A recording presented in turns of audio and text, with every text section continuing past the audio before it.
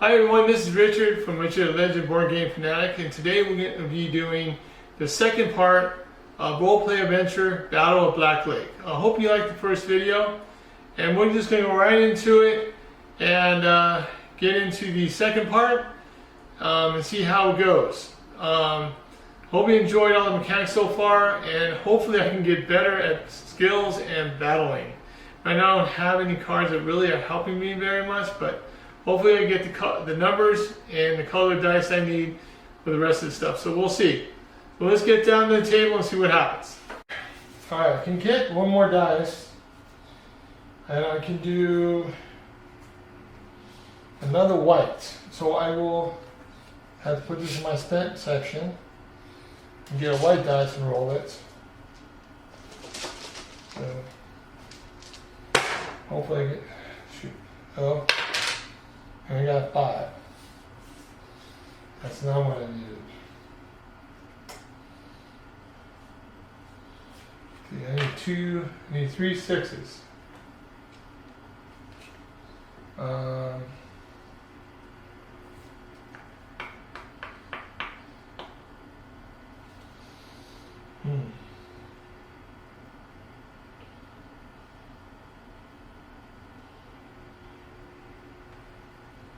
I can decrease in 1.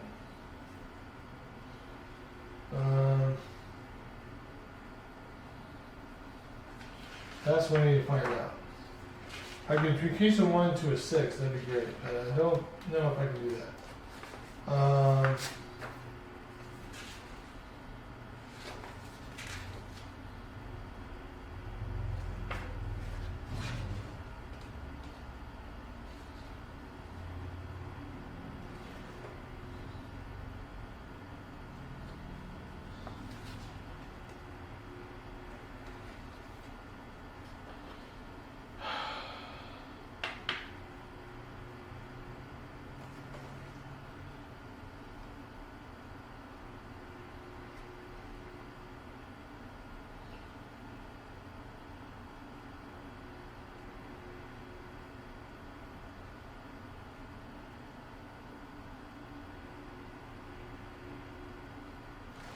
Okay, so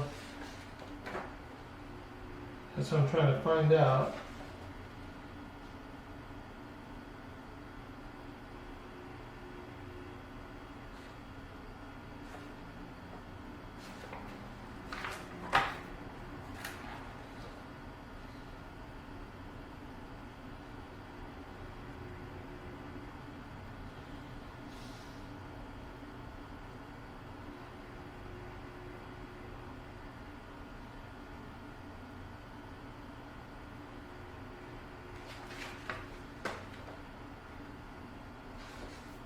I don't think you can, that really sucks, because I don't think you can,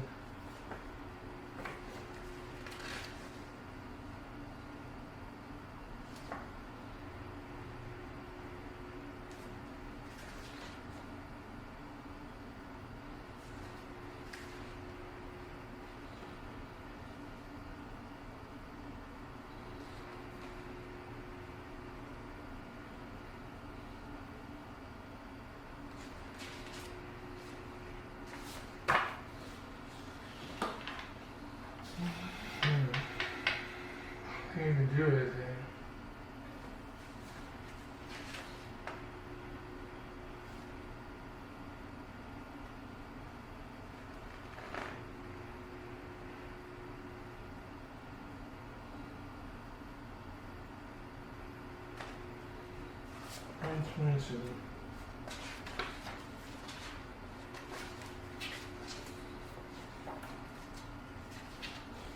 I love that.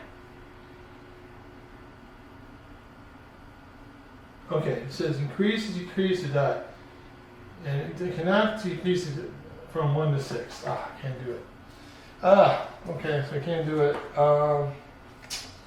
So that's not going to help me. So, alright, there's nothing I can do. I can do this black, but it's not going to help. So we basically failed to check. Alright, try to get another 6, I can do it. So, fail. If any dice slots on the skill page are not covered, the party will fail the skill check. Read the fail result and return the indicated entry. Okay. So, we failed. So, we go to advance to 112. Oh no, that's not good. Alright. With a tremendous racket, pots and pans rain out of the trees around you. Surely every Drago in camp is alerted to your approach. Oh well, nothing to do but charge ahead. You can only hope that the rogue is having better luck on his side of the lake. Record alarm keyword. I'm doing so good so far. Alarm. Characters hand side by side and on his side of the lake, remove the other encounter token from the adventure map and return to the box. Alright, so this goes away. This goes back in here. This is put away for now. Alright. And continue to advance 114. Alright.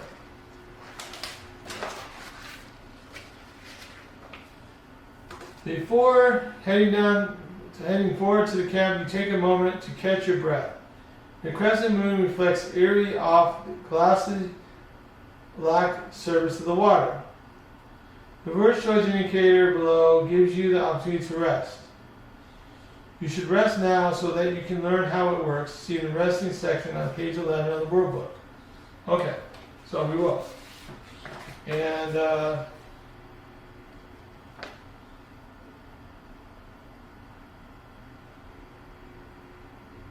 okay, so basically you get one experience, because we did get one experience on there. Okay, so page 11. So we're going to do a page 11 for rest. Alright, resting. During an adventure, the party will need to stop and rest at times. In the storybook, the party will often find his choice indicated rest. When the party chooses to rest, the rest token on the party journal must be face up and the party must have at least one experience point. We do. Complete the following steps. Spend one or more experience points. Return the spent experience from the party journal to the supply.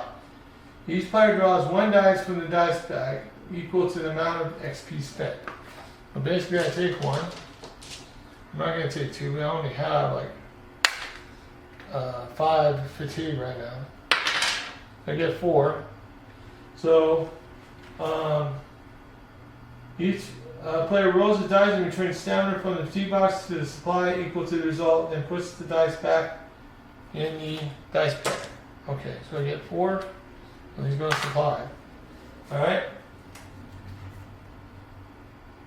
Each player fills the tribute rolls up to their tribute scores with stamina from the supply.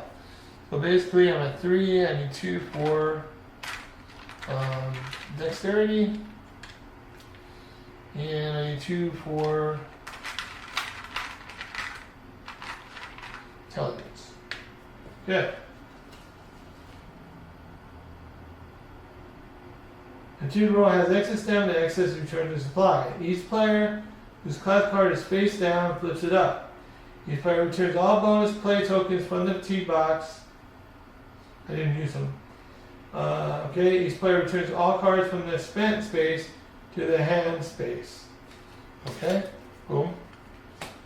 Alright, and flip the rest token on the journal face down. So basically it's telling me that we have already rested. Okay, boom. Move to the next location on the path. Alright. Well, I found my other trait card. I got my craziest. So it's any dice I can turn to green or purple. So that's pretty cool. Alright, so now we go to our next area. So we would move over here, and it's B, so I will go to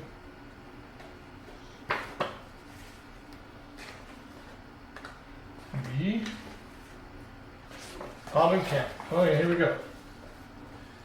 Passing storybooks. When the party arrives at a new location, the players holding the storybook and the two encounters should pass them to players on the left. So basically, we're going to do it. If you have more numerous people playing, just keep the momentum going. People can start reading. It's kind of enjoyable. People get to read once in a while. It keeps them from getting bored. And also, keyword check. Some of the action you keep below. Check for keywords. If you have the keyword turned into your name, you always want to go from top to bottom. Remember to dissolve action indicate from top to bottom, turn to another entry immediately when instructed to do so. Now that you arrived at Goblin Camp, pass the storybook to the next player and read through the list of actions indicators below. If there are no XP at the location, go to B1. There is XP. Otherwise, collect the XP from this location. Okay, so I'm going to take our XP, put it down here. Okay, if you have the keyword null, you do not. B7. If you have the keyword alarm, yes we do, B2. So we go to B2. Alright. The light of several small campfires flickers through a chaotic grouping of boar-hide tents. As you approach, you can see that the goblins have begun to strike the tents and secure provisions. It seems they are preparing to move, likely in retreat. But this work has been abandoned for the moment. In the midst of the empty encampment, you suddenly find yourself surrounded by a short, long-eared silhouettes, firelight glints off the tips of their spears. With wild screams, they all leap forward you at once. Cover all the dice slots on combat. Cover all the dice slots on any card with the dice matching the indicated number and color. See the combat section on page 14 of the rulebook. Okay, so we got Goblin 22. So basically, you would go to your enemies, and we'll go to 22. All right, 22. You're gonna take that. All right, and flip it over. We got a goblin. Okay. Looks like we need to get a white, a red, and either green or it looks like black. Okay, so also gang of. So we have to use a modifier. All right, so we get the gang of. We can grab that. Here we go, gang of. So it says during the first round of combat, the combat dice limit is reduced by 1. So that means we're not going to get as many dice as we normally do. So we can only have 2 dice. That means we will get some type of wounds, but we want to try to get a red and a white, because if we do, then that's blocked, and we will not get the three wounds and 3 wounds. We'll only get 1 wound. So we want the red and white. Okay. So basically, we're going to go to page 14 instead. Yes, page 14 of the rulebook. So let's do that. So we get used to doing our combat. So, alright.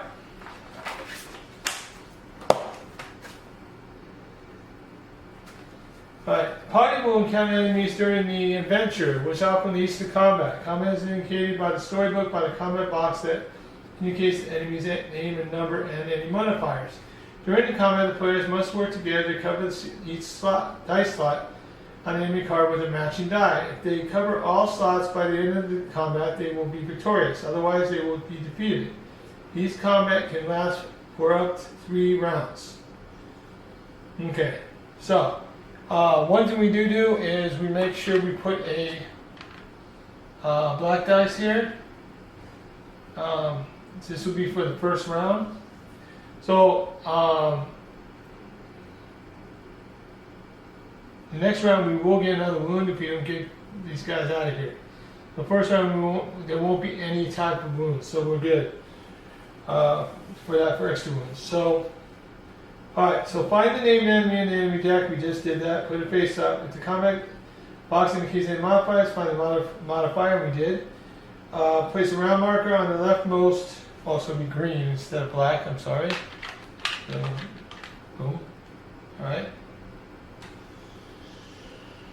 Alright, round marker on the leftmost space of the ground on the enemy card. Okay, review the party journals to find the parts combat dice limit. So we get 3. but we only get 2 dice limit this turn. So I want to do a red and a white. So I'm trying to do red and white. So red, I'll take 1 red, and I have no whites. Great. So I guess I'll do green. There's only 2 I can do. I can't do white. Luckily, you know what?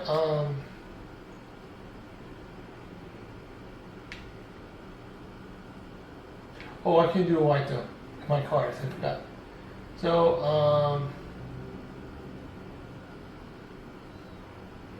yeah. So I'll do red and green.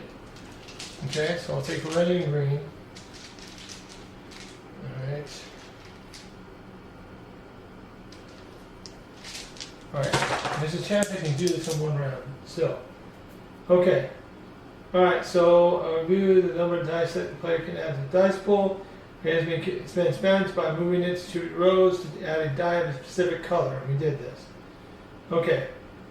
Alright, so then we're going to, after the players are done doing the dice 6 rolls, add random dice in the dice bag 1 at a time. Repeat into the number of dice in the dice pool is equal. Oh, no, I could. No, I don't want to use that right now. Okay, I've got to use that later. Maybe doing skills is better for me. Okay, so I roll my dice pool. So I got 4 red and 2 green. Okay. All right. So now.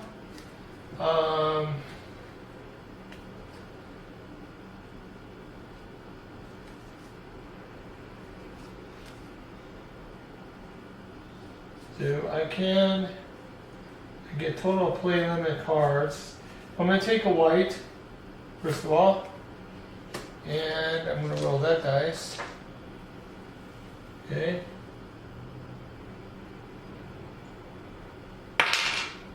And we got 4. Okay.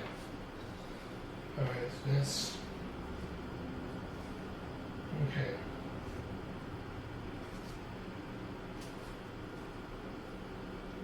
So, geez, I have no. Should have took it.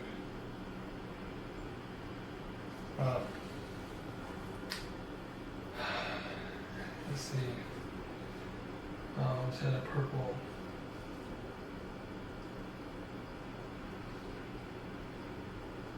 Okay. Purple and black. Okay, this one I'll do. Alright, so I did that.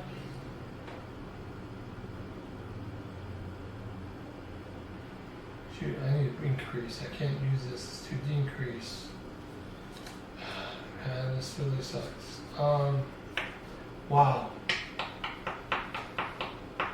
Not looking good at all.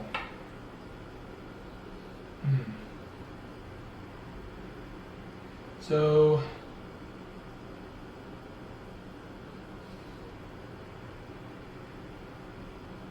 I may want to start just randomly doing dice because it's not helping me at all.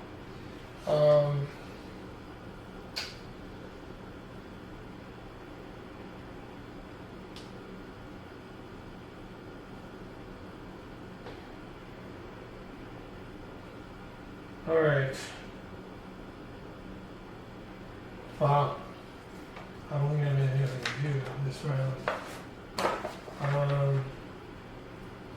Okay, each player gathers the cards from their hand, but not the spin space. Players may play cards from their hand to alter the dice pool. They can coordinate each other's aside. Wow.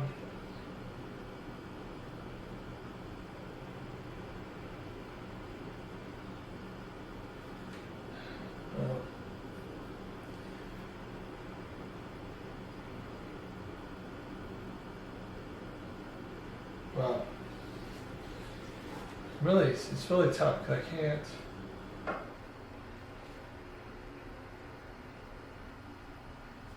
I can decrease, but I can't increase. Wow, I can't do really much of nothing. Well, it looks like I can't fill any of those up, to be honest. So basically, he gave me 7 damage. So I got 10 damage right now. Not looking good at all. And then I got 10 total. And I got a total, my health is 15. Alright, so that is that first one. Didn't get anything. So, then we move this one up. In this round, if I don't get them, that means I get, I have a bunch that it can do. I really much want to, I get 3 dice. So, I already spent the whites. So, you see these go back in here. And I am not going to use any of my, because I can't maneuver anything, so I'm going to just have to roll. So, let's see, let me see something real quick if I have any reds. Do I have any reds? I don't have reds. I have green, I got green. Got 2 greens I can use. And black, I can go down 1. So, only one I really would want to do, I may be able to do 2 reds, but that gave me the 13.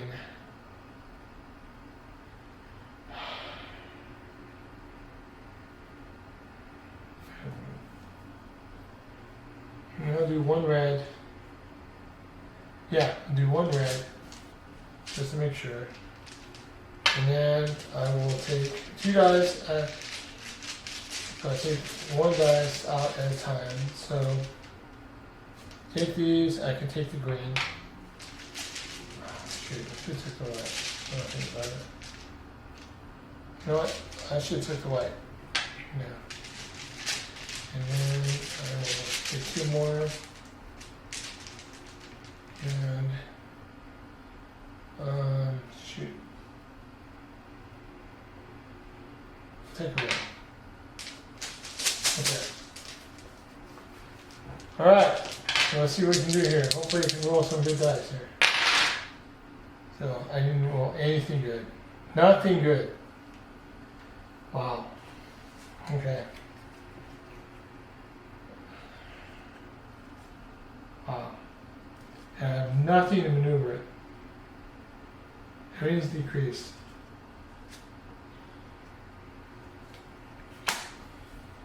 It's really, really dumb. I can't even attack these guys. So now I got 1, 4, 7, 8. So pretty much, I'm exhausted.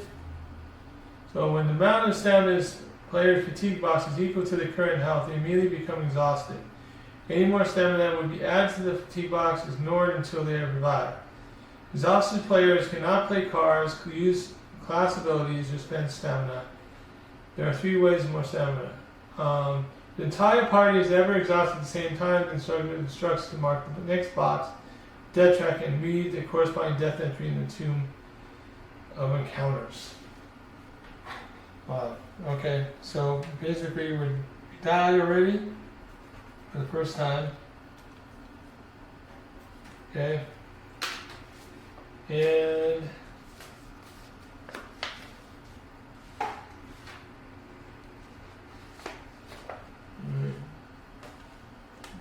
death counter. It says death 1. So I'm gonna do death 1. Alright,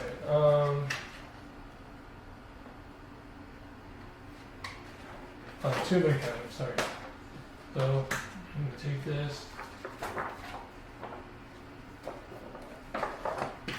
Okay.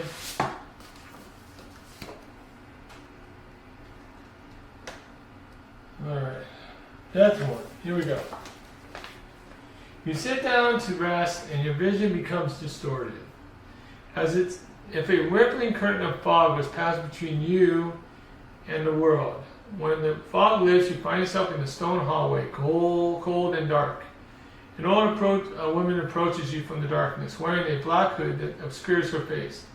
Her voice is warm and kind. It's good to see you resting, she says. Azima's world is full of struggle, and his soul grows weary. She finds a smooth black stone and sits down beside you. Oh dear, she complains, this floor never gets any softer. But look, I've come to give you something. She extends a bony hand from the sleeve of her cloak, revealing a bag of glass marbles. Each marble contains a small, compressed creature, looking angry and uncomfortable. You reach in and grab one. Reveal where card 7. Where card 7, okay.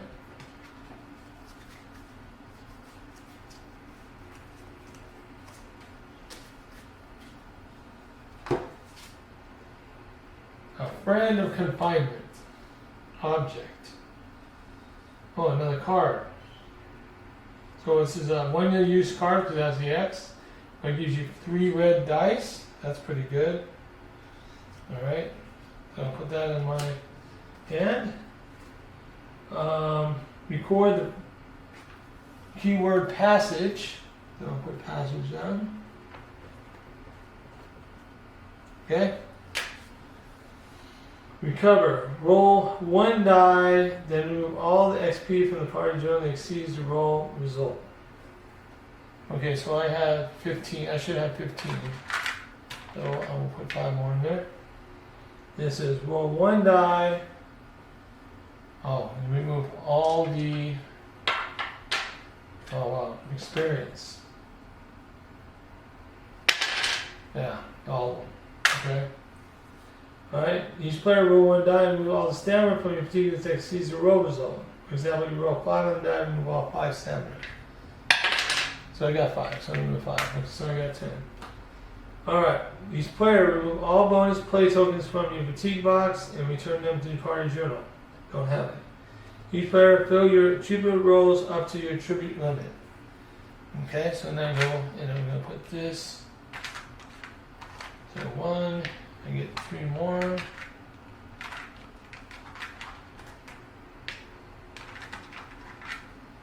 Three. Okay. Each player return all spent cards to your hand. Each player flip your class ability card face up. Okay. You have just completed an encounter. Move to the next location on your path. If your party marker is already at a location on the master map, read the base entry for the location instead.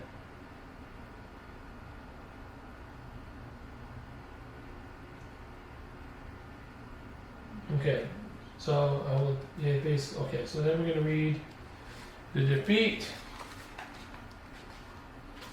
Okay. So defeat. You have set a fire to the camp and flee. B4.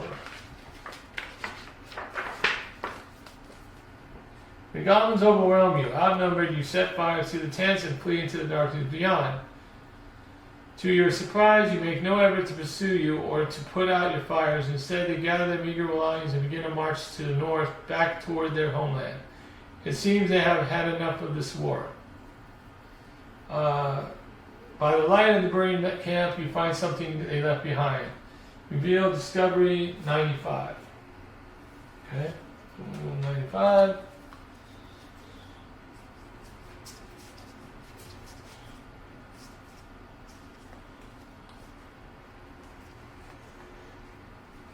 Okay.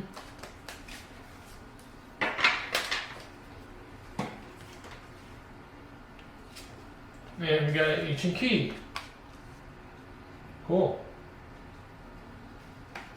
All right.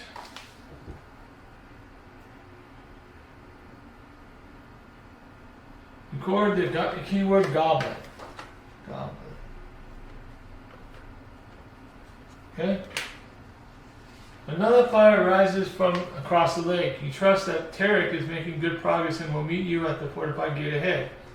If your entire party is exhausted, mark the death track and meet the corresponding tomb entry in the tomb of encounters. I did. See the exhaustion section on page 16 of the rulebook. Item combinations. When a choice indicator offers you the opportunity to use an item, you may also choose to use two items at the same time. To do so, combine the location letter and both item numbers with the lowest number first, and turn to the entry in the storybook. Example, B6595. Each player places stamina into the defeat tokens from the supply equal to the total cost of both items. They cannot use the same item combination twice in the same location. Use an item, rest, or move to another location. Okay, well, we can't rest because we have no experience. It sucks. He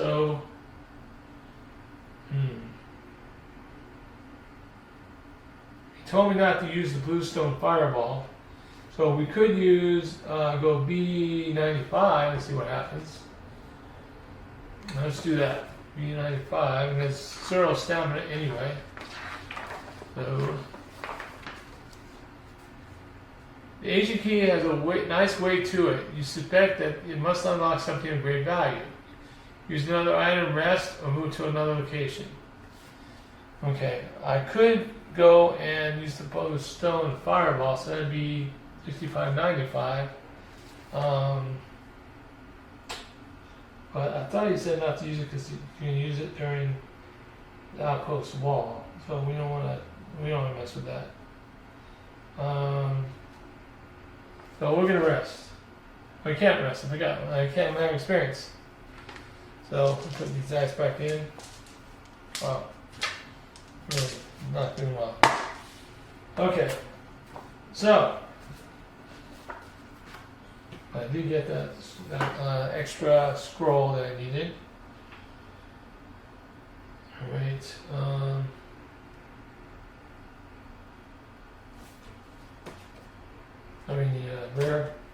The rare object. Okay, so we're going to move to the other location. Oh, yeah, move the other location over here. Boom.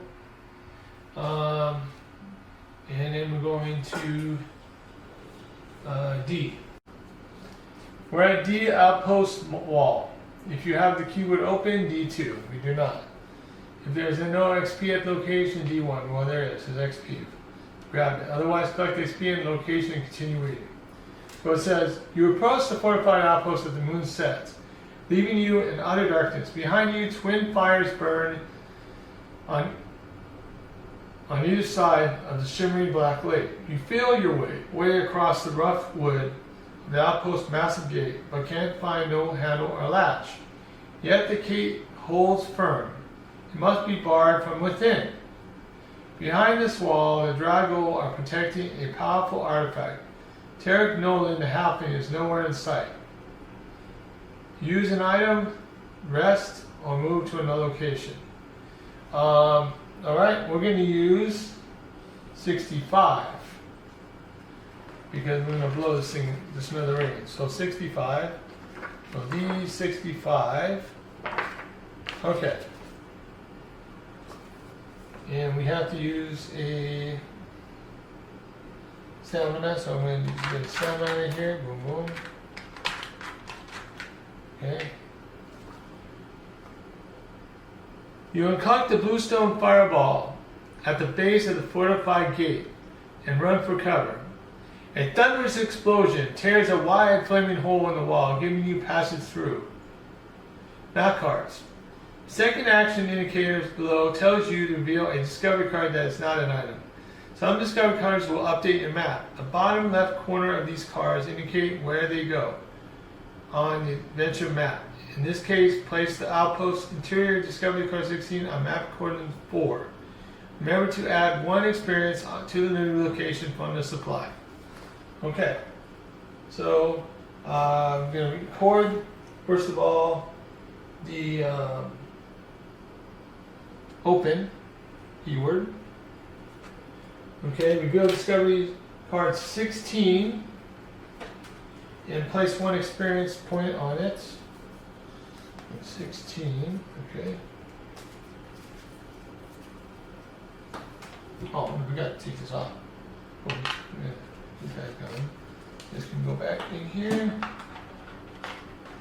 This can go back.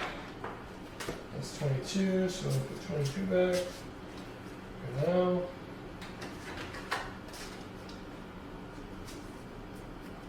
Alright. And 4. So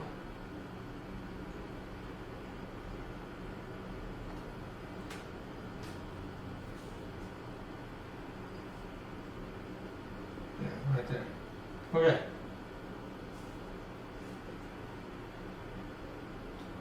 Alright, and then what's interior? Okay.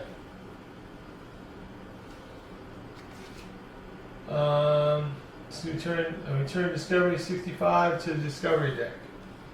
So this goes back into the deck. We don't have it anymore, it's gone. 65. Okay.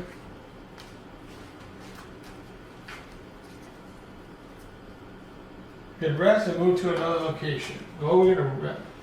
At least we have an experience. We're gonna rest now because I need to get fatigue off. So we're gonna do that. Boom.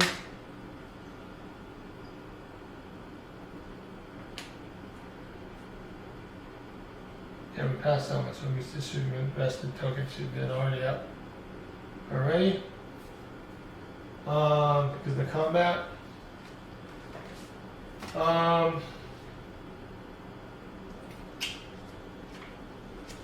So resting again.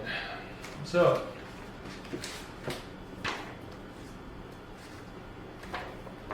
we had one experience. We did probably draw a dice out, and then I roll a dice. I got 4, so I take 4 salmon away. 1, 2, 3, 4. 2, 3, 2, 1. Okay, I'm good. I'll come back to the bag. Each player whose class card is face down is not. Each player returns all bonus play tokens to the fatigue box.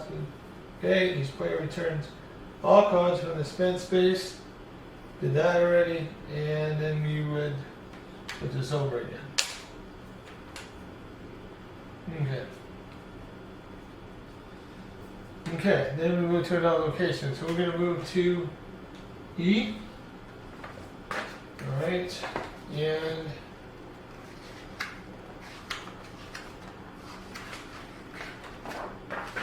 okay, outpost interior. If you have the title Reveal of Secrets, no we don't. If you have the title Rogues Accomplished, no. If you have the title Aid to Ogre, no we don't. Otherwise, collect XP from location and continue reading. Okay, boom.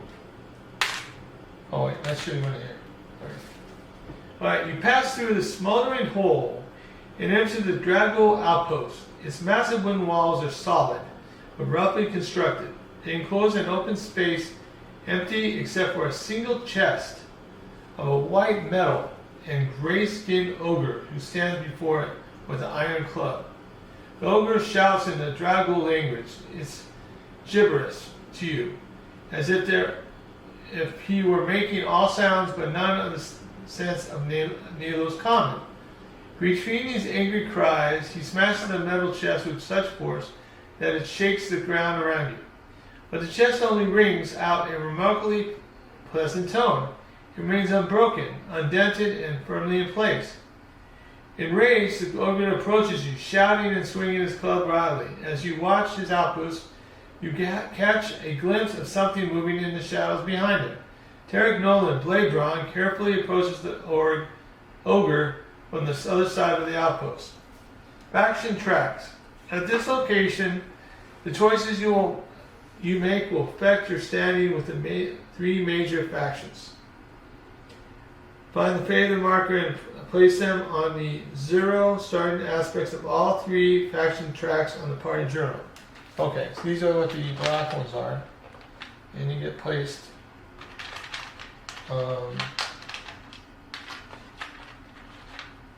Right here on all three of these.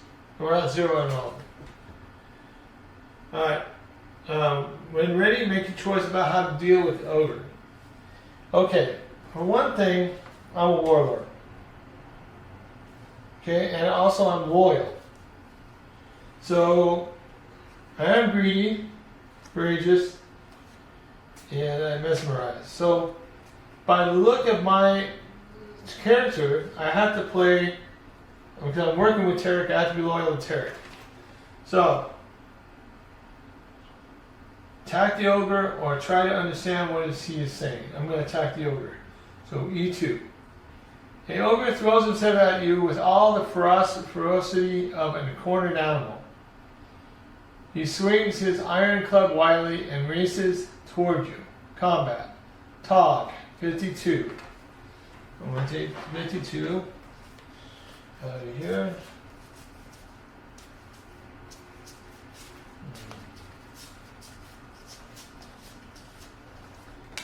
Okay. Tog. Alright, we take a black one here. We got 2 more.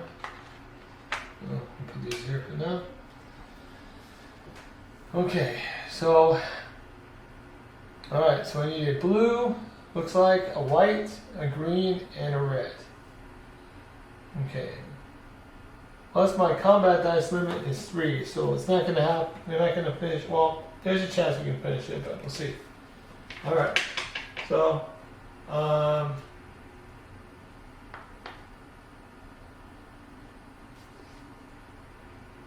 yeah, so let's flip it over and see what we do here. So, combat. Find the indicated enemy deck sign indicated modifiers. He doesn't have any this turn. Okay. Place a round marker on the round track.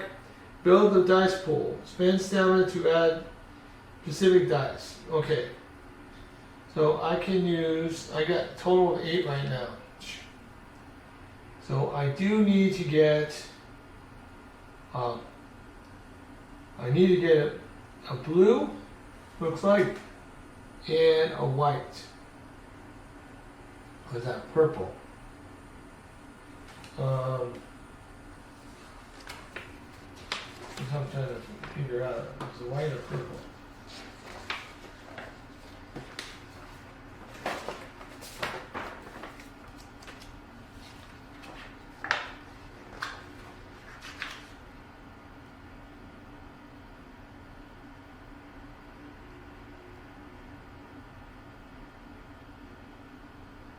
That's blue. Yeah, it's blue. Okay, so I get 3 dice. So I'll take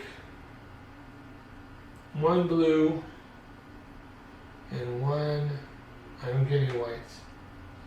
So 1 red. Okay. Yeah. So, all right. So I'll get 1 blue and 1 red. 1 blue and 1 red. Then I'll take 2 dice out of here. Okay. And I flip that over so I get 2 dice out of here, and I got a blue and a white. So I'll take the white. Alright. Then I will roll my dice. Okay, so I got a 4, a 5, and a red 4. Wow. Okay, so man, the heavy crossbow is not helping me at all. I have no purples. So I need a red.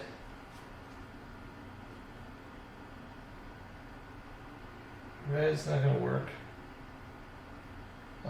We need more 5s. Green, I need 6. I need 4 whites. So let's see, can I do whites? I can do 1 more white, so I will take 1 more white first of all. So I will take another white. She's 2 5s. Come on, man. Got 4 red, 4 blue, and 4 red. So I need a blue. Okay. So I need a blue 3. I don't have a blue 3. What I can do is first I'm going to do, I'm going to make the blue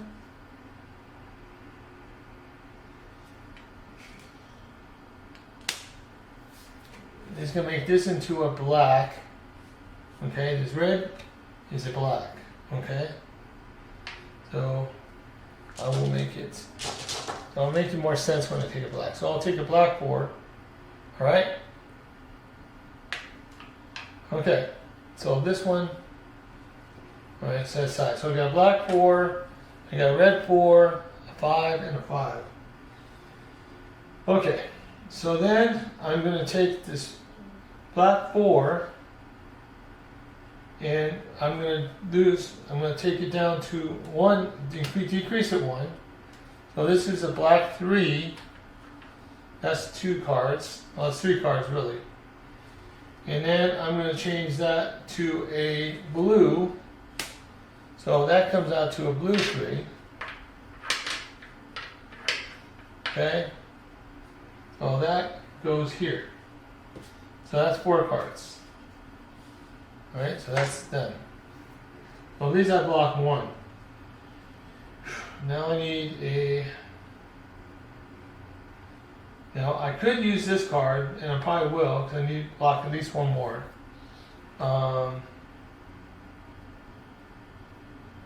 Shoot, this really sucks.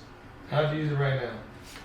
So this prayer is going to go and get started, and I'm going to put this back in the deck. So I get 3 reds.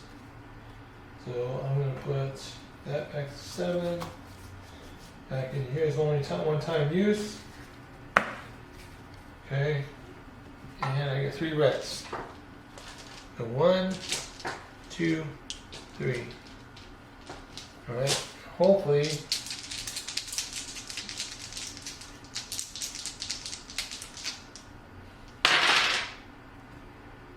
And I need.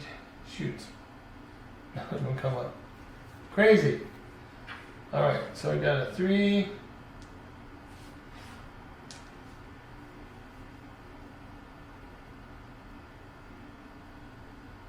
4.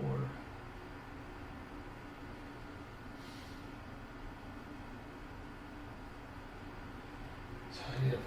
Oh my god, I only got this. I have no 6s. Can't use this card. Alright. So basically, that's the end of my combat. I can't use any of these dice, man. None of them. I'm rolling really bad. So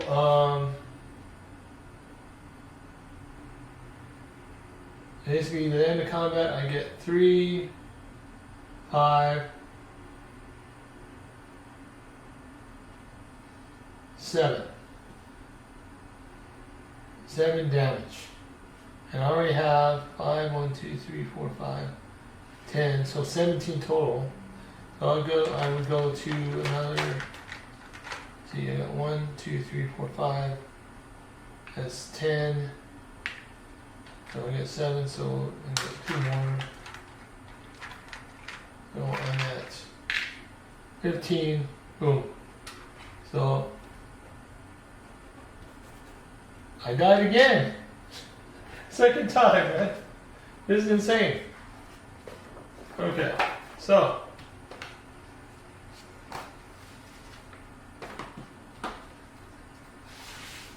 Okay.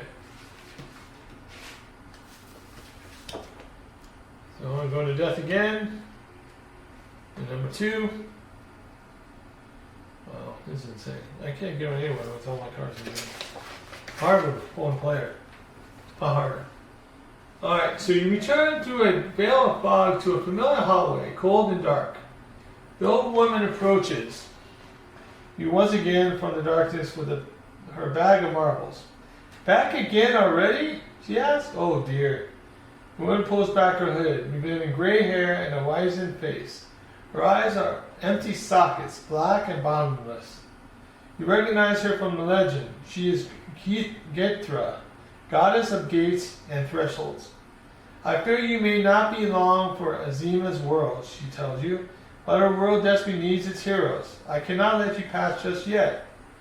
Gethra pulls another marble from her bag and hands it to you. The creature inside is uncomfortably cramped, as if it has somehow tied its own limbs in knots. These aren't easy to catch, you know. Use them wisely. Fog rises around you and the woman face reveal. Reveal rare card 26. Okay, so 26. Alright.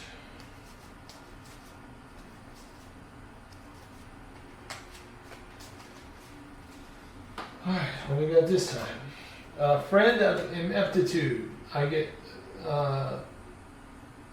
four dice of it. Looks like any number. I'll find out when I use it. Okay. If you have keyword passage, increase your combat dice limit by 1. Oh, awesome. So now I get 4 instead of 3. That's going to help when you're in combat. Thank you. Alright, these can go back in. Alright. Okay, recover. Roll 1 die, move all experience. Great. Yeah, it's gone. Alright. And plus this is flipped over to the combat. Alright, each player rolls 1 dice. You can get, let's see how much you get. I got 4, so 1, 2, 3, 4, so I'm at 11 right now, supposedly. Should be at 11. That's 10. Yeah, 11. Why did I have so much? I don't know why. Okay. Alright, and each player remove all bonus play tokens from the T box and return them to the party. Okay, so this would have been here, so we'll bring it back. Because I used 5 cards. Fill your attribute rolls up to your attribute limit. So I get 1 back here. I got 2, 1, and I get 1 more for my intelligence and charisma. I got 1. Okay. All right.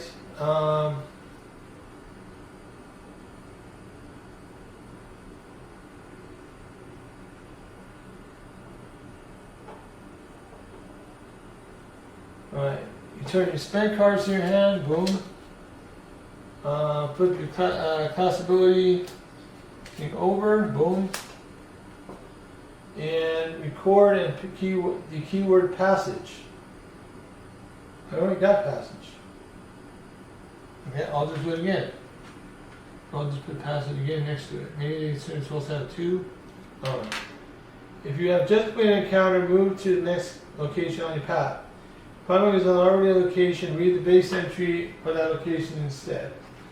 Okay, so I'm going to go back to the where I was at. See what happens next. That's 2 attacks that I attacked and I didn't get anything.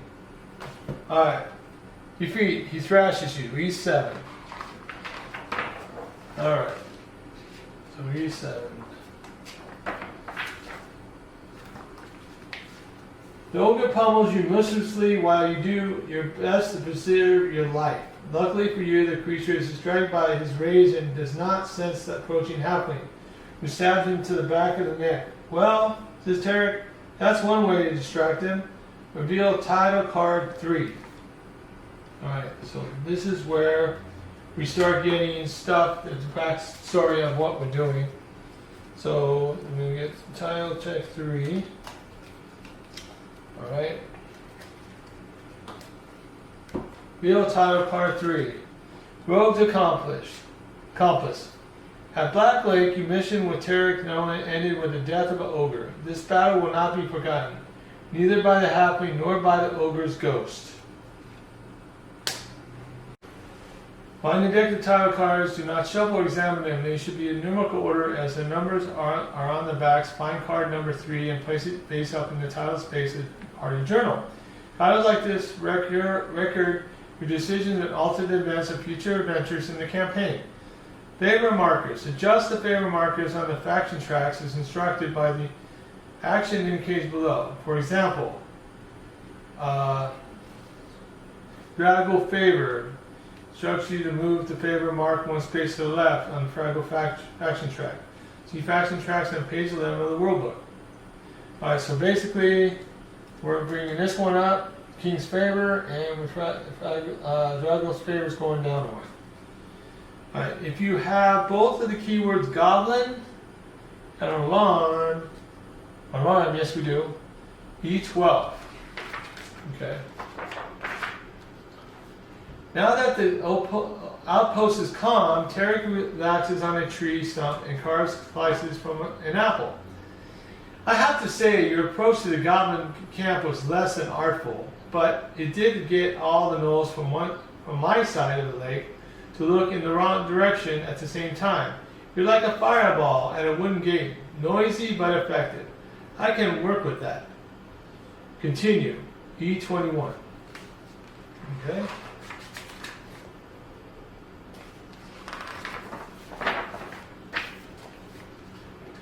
Terrence points to metal chest with an apple wedge. All that's left for me, he says, is to figure out what is locked inside. Upon closer inspection, you discover the white metal of the chest to be dugorium, an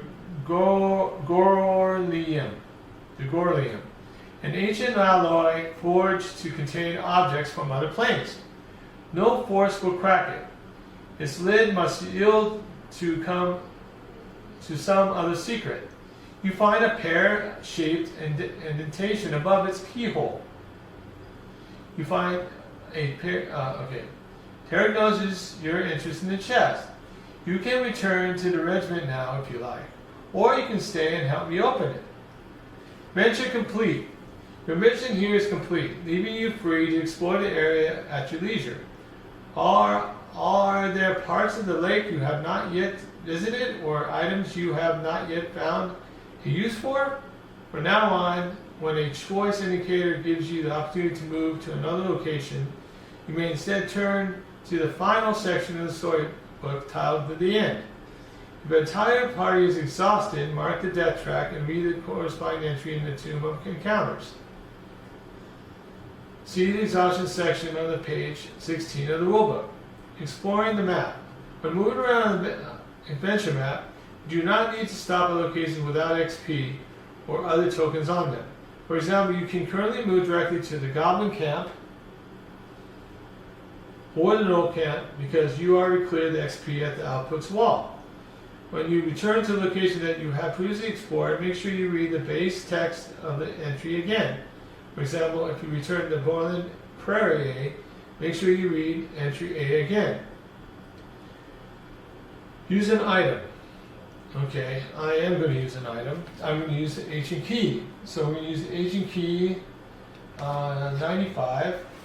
I need 95. So you insert the ancient key into the chest. It fits the lock but will not turn.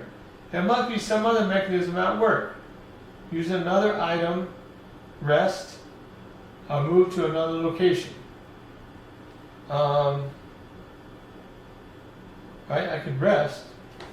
We just finished one, so I can go back and do this again. I don't have any experience though, I can't do that. Can't rest. So that didn't work. Alright,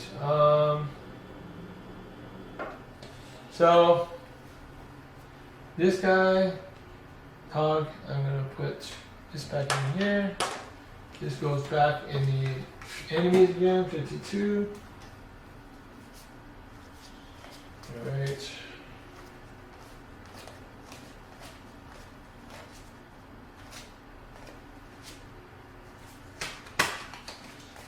Okay. Alright.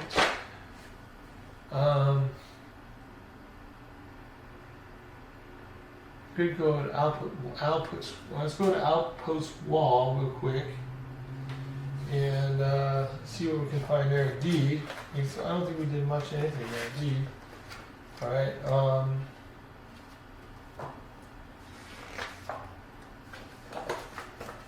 Okay. So if you have the keyword open, D2, you did it.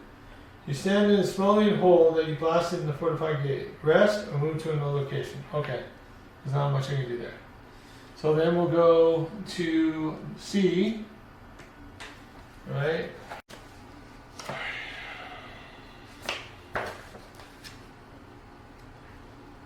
So now we're at the Knoll camp. So it says passing storybooks. When the party arrives at the new location, the players holding the storybook and the tomb of encounter should pass them to the players on our left. Well, of course, I'm the solo player, so I'm going to be doing the rest of it myself. Some of the action indicated below, check for keywords. If you have the indicate keyword, turn to the entry name there. Remember to resolve action indicators from top to bottom. Turning to another entry immediately when instructed to do so. Now that you arrived at the Knoll camp, pass the storybook to the next player and read through the list of action indicated below. Oh, thank you. Thank you for the storybook. If there are no experience points at this location, C1. Otherwise, collect the experience point. Okay, we do have one, so we'll put that there. Alright. If you have the keyword goblin, and I do, go to C5. Okay, go to C5. Burnt tents are all that remain of the Knoll encampment. Tracks in the soil reveal the frantic movement and sudden end of 3 dog-pawed creatures, whose bodies are not in evidence. There are no tracks from the Terek's feet, and no drag marks to indicate what became of these gnolls once the halfling was done with them. If you didn't know better, you would have guessed that the gnolls saw a ghost, ran about wildly, and then vanished forever from this world.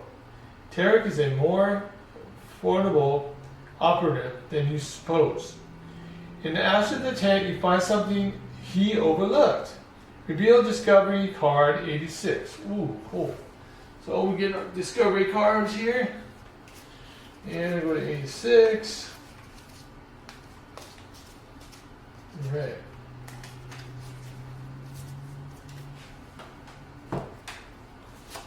And we got a lodestone pendant, and it looks like a pear. Oh, may need that for near the outpost interior to open up that safe. Maybe. Alright. Maybe we can use both of those together. Alright. Use an item. Well, both of them are 0. So let me try 86. So C86.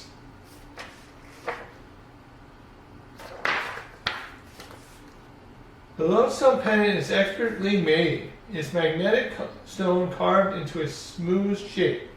When you hold it by its chain, the pendant sways gently, and responding perhaps to its invisible attraction to nearby metal, or perhaps to subtle motions of your hand.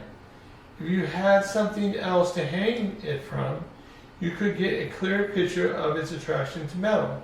Oh, we can do 86 and 95. Let's do that. You hang the lodestone pendant by its chain from the ancient key, and it gives you a clear signal of its attraction to metal.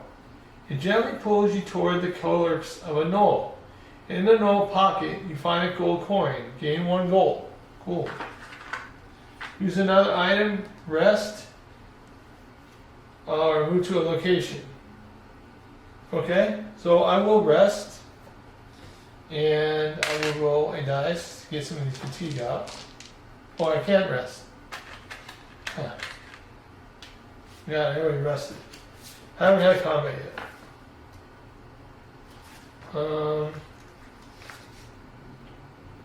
So, alright, so moving to another location. So we're gonna go back to A and see if we can get anything. And we'll go back around just in case. We'll go to A. Just make sure we got everything. You know. Alright. So if there's no XP at this location, go to A1. Okay, so we will do that. The bluff looks out over a lake, blackened with blood and ashes of fallen dragul. Use an item. Well, we could try using these items here. 86 and 95, so try 86 first. When you hold the lodestone pendant by its chain, it spins in a circle. You seem to be attracted to something here, but it needs something other than your hand to hold it in order to give it a clear location. Okay, so then I will use 86 and 95 again. You hang the lodestone pendant from the end of the ancient key and lean slightly away from the center, pointing you toward a magnetic source. You follow its leanings and dig where it points straight down. Just under the surface you find a gold coin. Gain 1 gold. Wow, this thing's helping get gold like crazy. Alright, rest and move to another location. Alright, I could use 95. The ancient key reflects the twin fires on either side of the lake. There's nothing to unlock here. Okay, nothing. Alright, so then we go to another location. We'll go to B. Alright.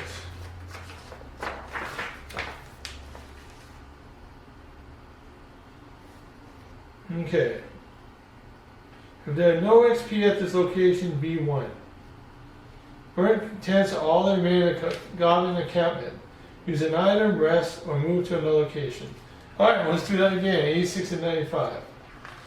See if we can get more gold.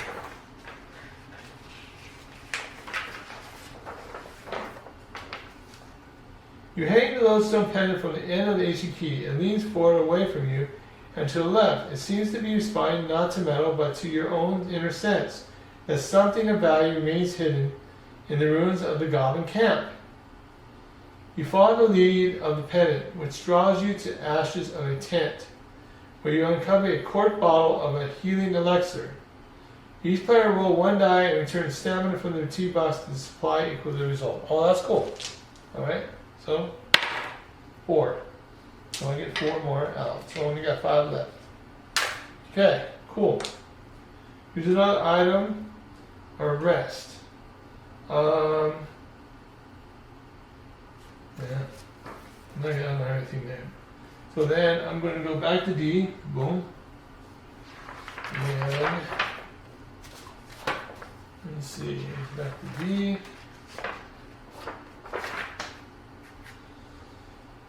No experience, go to D1. The outpost massively engaged barred from within. Inside the outpost, the Dragula are protecting a powerful artifact. Derek Nolan Halfling gave you something that he said you would use at this gate. Use an item, rest. Let's go 86.95 again. Oh, no, does that again. You press the lodestone pendant and the ancient key against the gate, hoping that it will magically give you a passage, but the state does not move. Use another key. Oh, another item. No, it doesn't work. Nothing helps. Okay. Alright, but it's already open. So, oh, I forgot. I should have went to D2, sorry. You stand in the swimming hole that blossoms in the 4-card game. See, you have to go down top to bottom, and I messed up because I have open. Okay, so we're going to E. Alright, and then we're going to do, let's see, Rogue Compass, E1. We're going. Hogan's dead body lies near the closed Dragonian chest. Derek waits nearby, consulting some papers, which he tucks away as he greets you. Alright, use an item. So we're going to use 86 and 95. So E86, 95.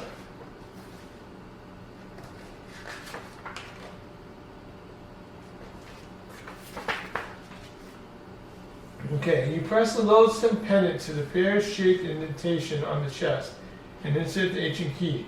There is a click of mechanisms within, which allows you to turn the key. The chest pops open. E16.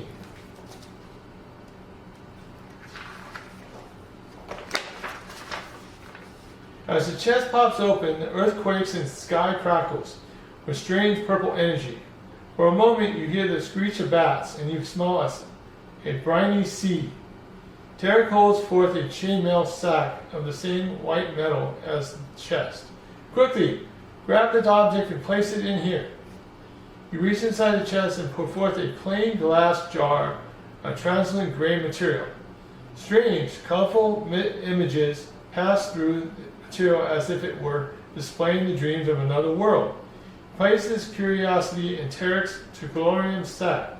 Merely earth and sky are still. A fine discovery, Tarek says, admiring the jar through the chainmail links. I've only seen one other like it. Then he pauses to consider you for a moment. Reveal title card 2. Alright, so we get title 2. Alright, and reveal of secrets. In the Drago outpost, you unlocked a Durian chest into possession of the jar of translucent material. What secrets does this strange substance hold? Okay. If your king's favor is 1 or higher, go to E19. Okay, we are E19. Okay? Yeah.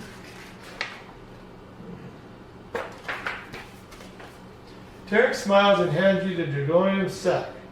Hang on to this, he says, but use it wisely. If you slip that jar out of its sack, even for a moment, you will unleash a wave of interplanar power. Reveal rare card 55. Alright, so we're going to get another object here.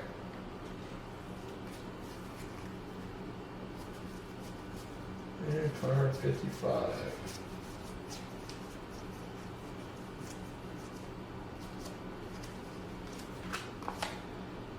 Gray matter. Ooh, it's a card.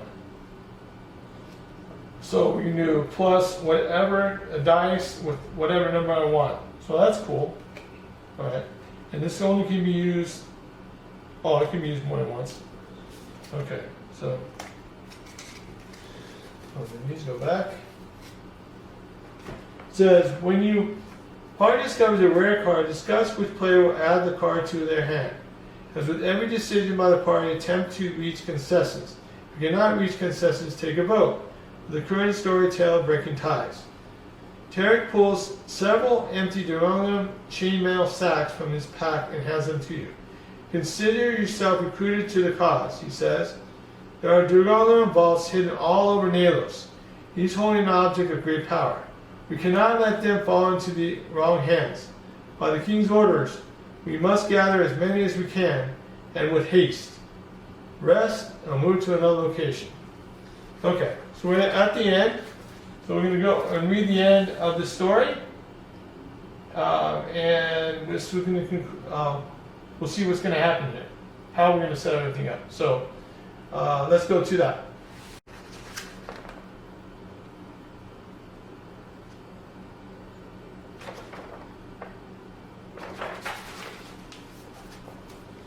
Okay, your mission on Blacklake has ended, and Tarek Nolan wishes you Godspeed as you return to your regiment. My own mission takes us elsewhere, he tells you. Takes me elsewhere, he tells you. But I have a feeling we will meet again. As you travel back, you have time to collect your thoughts and puzzle over the things you've seen. Which titles did you earn? Okay, so we got Reveal the Secrets, and we got Rose Accomplished. Okay, so you have to read these. The slack face and limp body of the slain ogre appear in your mind. You have put an end to many Drago invaders during this long war, but for some reason this ogre's death left an impression. Of all the Drago that you have killed, he was the only one who ever tried to communicate with you. You find yourself wondering what you might have learned from him if he had lived. Reveal of Secrets. It says, you wonder about the power of the jar that was hidden in the Duraglin chest. How could such a small object shake the earth and rend the sky? Strange images floated through the material inside it. The jar must be an illusion, or else from another plane, for nothing like those images exists anywhere in Ulos. Alright, it says if you have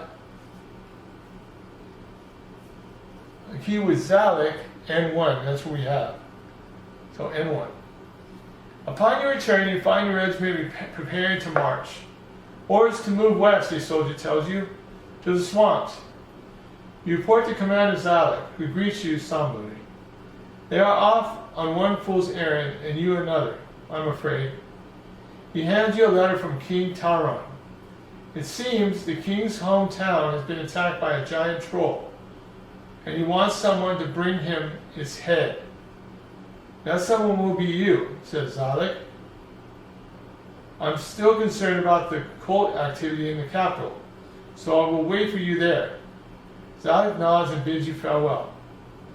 You head toward the coast. After a 2-day march, you can smell brine in the air and hear the call of gulls. Soon, you will arrive in the halfling town of Zalek, where you must fetch the head of a troll for your king. If you do not have the title Reveal of Secrets N3. Each player, you may now advance your character, clean up adventure, and save your characters. See the Saving Campaign Progress section on page 18 of the rulebook. Okay, so now we're going to save our characters.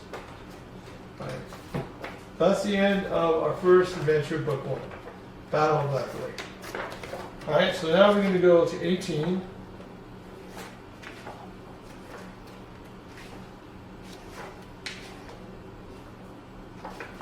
Okay. Right, after each adventure, the party must save their progress. Even if they intend to continue the campaign during the same session, complete the following steps.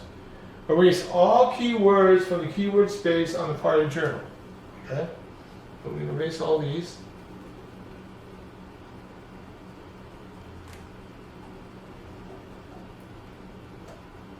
Okay?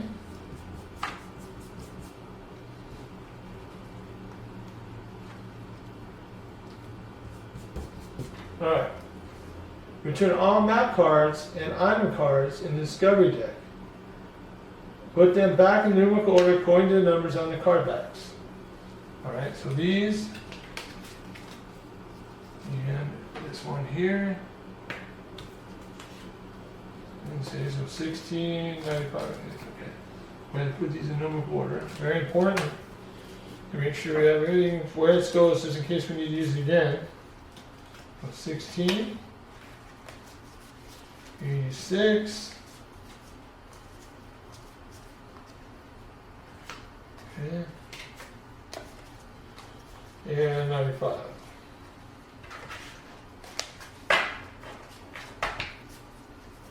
Okay.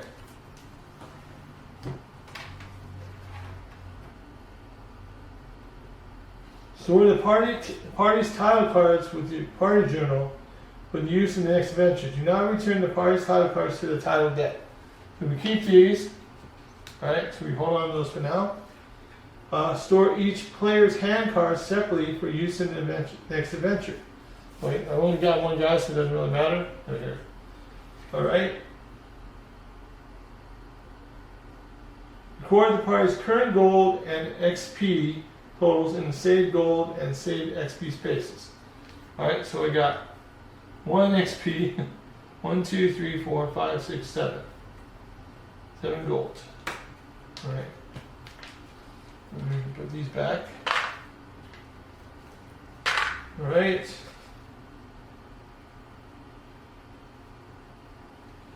And then this can go here. Alright, it says return bonus play tokens, gold, and XP from the party journal to the supply. Mark the box that contains the favorite marker on each of the 3 faction tracks. Okay, so next thing you do is you would mark here, here. Yeah, so we make sure we, and then we can put these back in here. Boom and boom. Okay. Mark the box on the campaign track that corresponds to the adventure that your party just completed. Unless it was a side quest. Okay, so we will put number 1's done. Okay. Alright. Adventures which are linked through an ongoing narrative must be played in consecutive order. When the campaign resumes again, the party will play through the next adventure, as indicated by the next unmarked box on the campaign track. The side quest exists outside of the ongoing narrative. It can be played at any point after Adventure 1, even after the campaign is complete. Okay. Okay. Boom. Alright. So that's...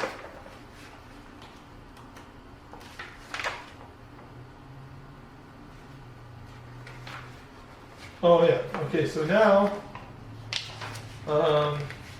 we have to do an advancement. Okay. So you shuffle the 5 market decks, arms, weapons, skills, and traits, reveal the top card of each deck and place it face up. Okay, so I'm going to do...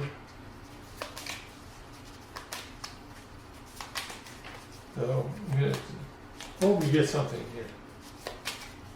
So... got 1.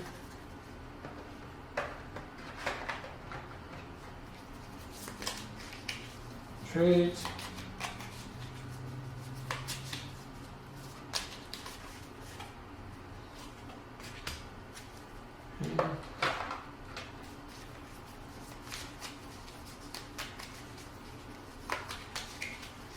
These are expensive.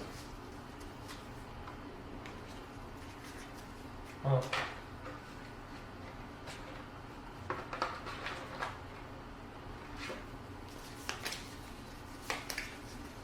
We only got 7, so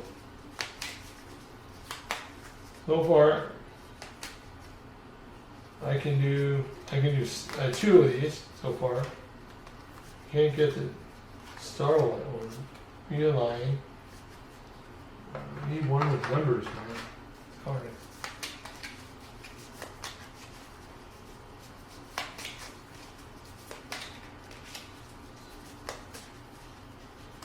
And then we got this one. Leather Creeps. So I can re-roll a black, a purple. We can get a piece of a purple up or down. And this one I can't do. This one I can do. This one I can't do. Well, these 2 can go back. So let's scroll, go bottom, and traits.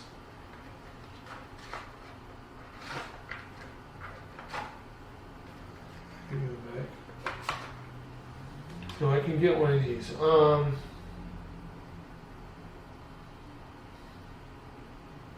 Or I can flip a blue or green.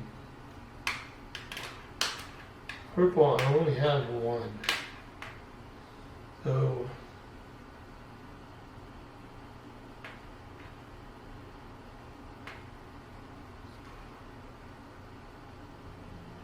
blue I have 2, so I could reroll. You know what? I'm going to do this one.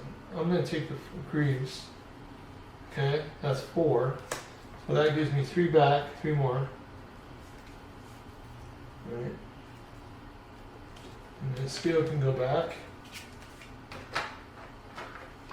Alright. So we're done with that. And then this one goes back too. This is a weapon, so it can go back here. Boom. Okay. Visit the Adventure Guild. Player can now spend XP. We got 1. So I can bring up my health by 1. So I'm going to do that. So I'm going to do, it's going to be 16 instead of 15. I won't have any more experience left. I'm at 0. Okay.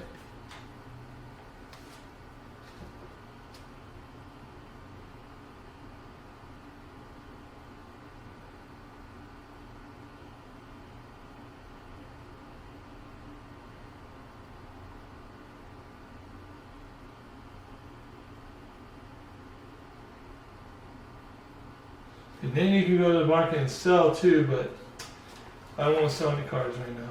Okay. So that is it. That is the end of Battle of Blacklake. We did all the stuff we had to do for getting the adventure. I'll just set everything up, put all the save stuff in, and this stuff's going to go right here in that box, and then we put this there. This goes there, and then I put all these cards back in this thing here. We're set. All right, and I put all these evidence back in. And these cards going into my save pile too. Okay, for the next adventure.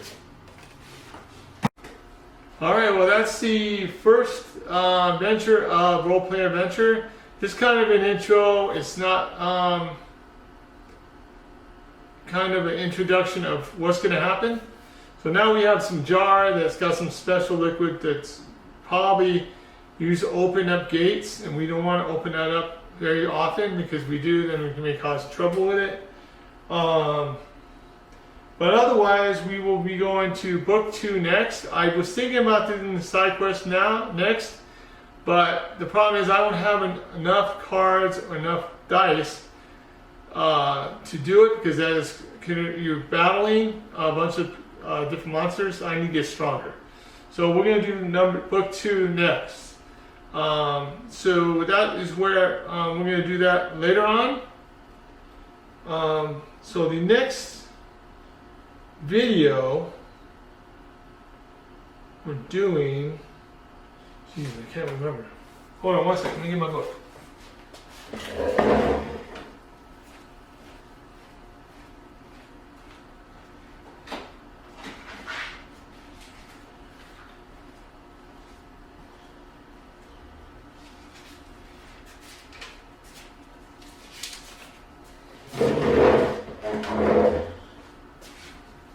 Yeah, so our next video will be War of Mine. That's a cooperative game somewhat in a wartime. So we'll be doing that next. After that, we will be doing Robin Hood. That's a campaign game.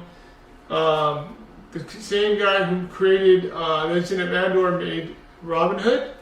And it's a lot different. It's a different type of game, so we will try that out. That'll be the second video from now.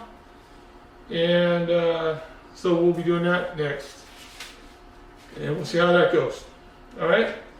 After you do Robin Hood, the next campaign game will be Gloomhaven Jaw of the Lion. And let's see, what's the next game too? I'll give you some. And then next other game is going to be Lords of the Rings board game. This is totally different than Lords of the Rings living card game. Lords of the Rings Forbidden Journey, stuff like this is a board game. I'll show you. It's a pretty interesting game, pretty cool, based on Lords of the Rings. So we'll be doing that. Okay, so those are the 4 new videos we'll be doing. All right. If you have any other suggestions that you guys want to do, please put them in the comment section of this video.